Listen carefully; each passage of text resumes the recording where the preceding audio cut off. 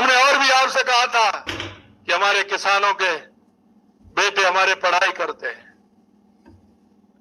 किसान हमारा किस तरह से उनको भेजता है, कहां से पैसा लाता है, कोचिंग कराता है, ट्यूशन कोचिंग कराते हुए मकान दिलवाता है और उसको कोचिंग के लिए बड़े कहीं शहर में रखता है।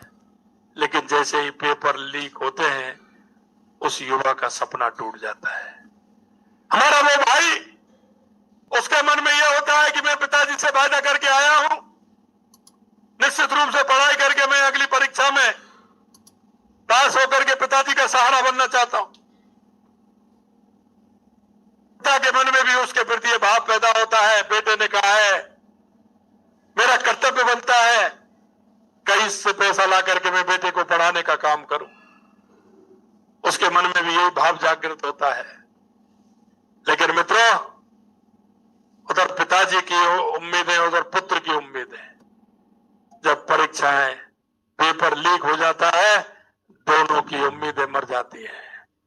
कई छात्रों ने जिस तरह की आत्महत्या करने का काम किया है, क्योंकि पिताजी के मन में जो भाव था, जो विश्वास था, उसने अपनी मेहनत की, मेहनत के मुताबिक उसको परिणाम इसलिए नहीं मिला कि पेपर लीक हो गया।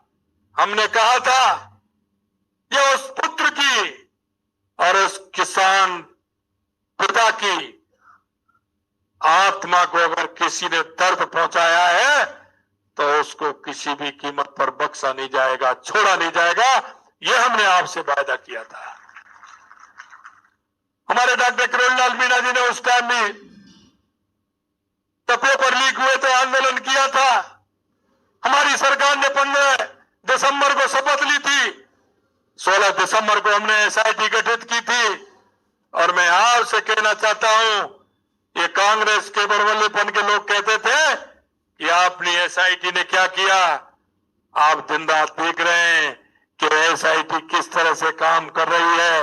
मैं आज भी आपसे कहना चाहता हूं, उन किसानों के बच्चों ने जिस तरह की उनके आत्मा को आघात किया है, हम किसी को छोड़ने वाले नहीं है, किसी को बख्शने वाले नहीं है।